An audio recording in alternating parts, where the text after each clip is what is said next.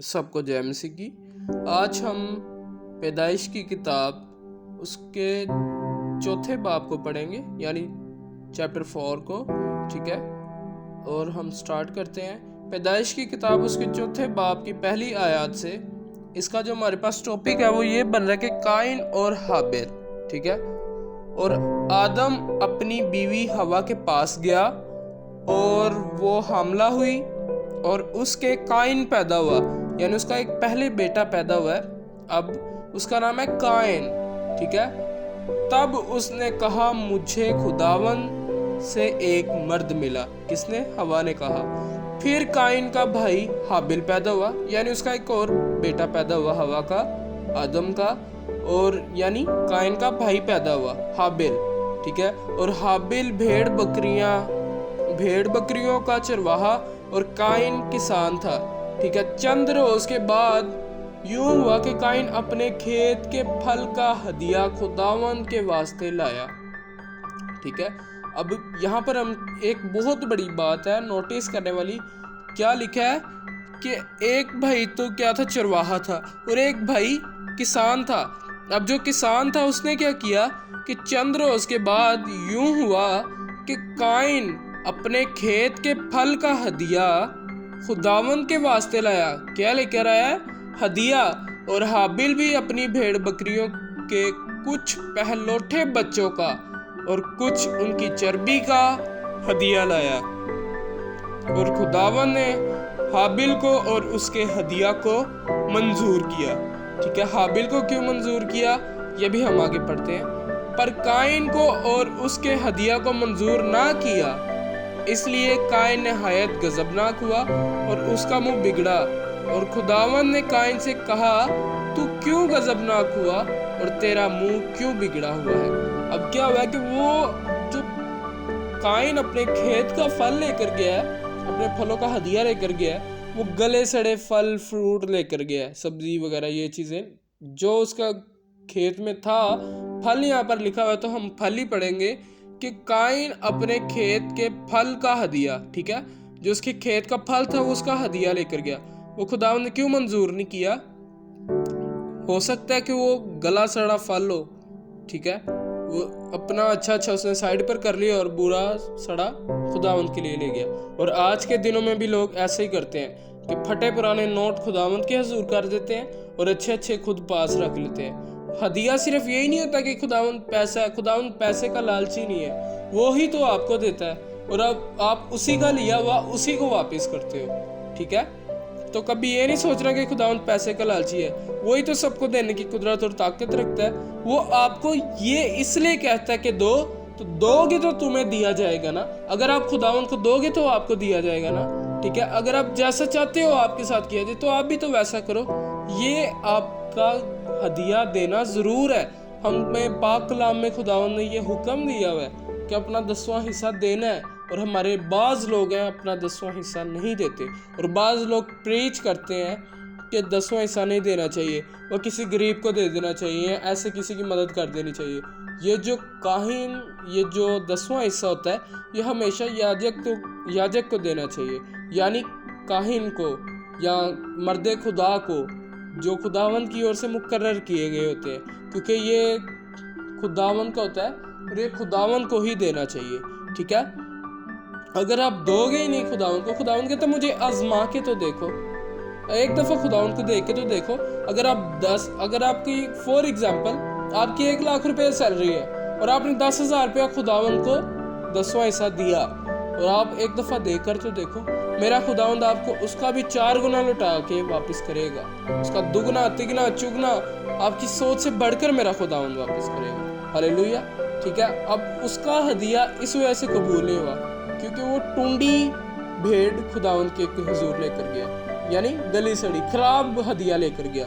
और जो उसका भाई हाबिल था वो अच्छा हदिया, लिखा कि वो अपने पहलौठे बच्चों का, अपनी भेड़ बकरियों के कुछ पहलौठे बच्चों का और कुछ उनकी चर्बी का हदिया लाया।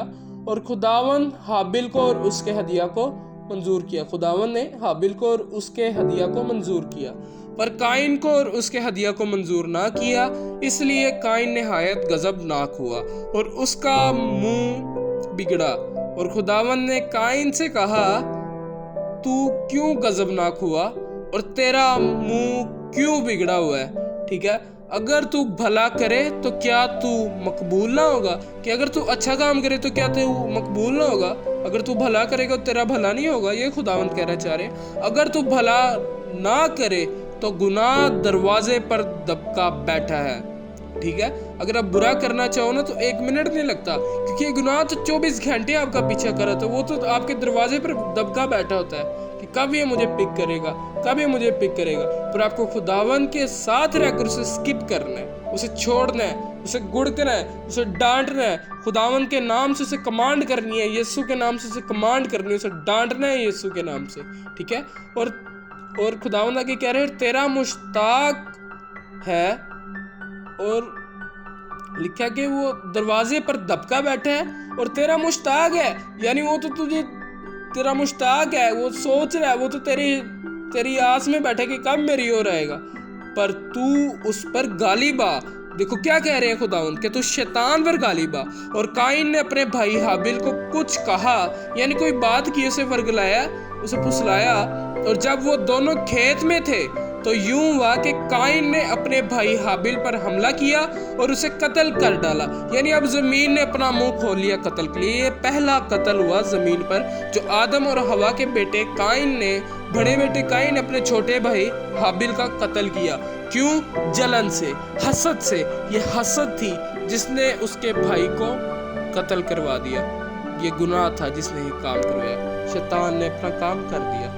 जब खुदावंद ने काइन से कहा कि तेरा भाई हाबिल कहाँ है, उसने कहा, मुझे मालूम नहीं, क्या मैं अपने भाई का मुहाफिज हूँ? फिर उसने कहा कि तूने ये क्या किया? अब खुदावंद उसे कह रहे कि ये तूने क्या किया?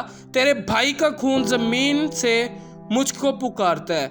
ठीक है, और अब तू जमीन की तरफ से लानती हुआ, जिसने अपना मुंह पसारा कि तेरे हाथ से तेरे भाई का खून ले।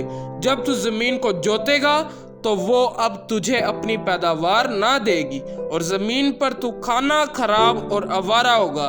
तब काइन ने खुदावंद से कहा कि मेरी सजा बर्दाश्त से बाहर है। देख, आज तो तूने मुझे रोए जमीन से निकाल दिया है और मैं तेरे हुजूर से रुपोश हो जाऊंगा और जमीन पर खाना खराब और आवारा हूँगा। और ऐसा होगा कि जो कोई मुझे पाएगा कत्ल कर डालेगा। तब खुदावंद ने उसे कहा, नहीं, बल्कि तू काइन को कत्ल नहीं, बल्कि जो काइन को कत्ल करे उससे 7 गुना बदला लिया जाएगा।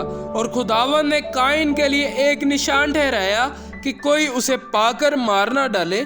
सो काइन खुदावंद के हुजूर से निकल गया और अदन के मशरिक की तरफ नूद के इलाका में जा बसा। ठीक है, और काइन अपनी बीवी के पास गया और वह हामला हुई और उसके हनूक पैदा हुआ। यानी अब वो अपनी बीवी के पास गया काइन, और फिर उसका एक बेटा पैदा हुआ। ठीक है, और उसने शहर बसाया। ठीक है, और उसका नाम अपने बेटे के नाम पर हनूक रखा।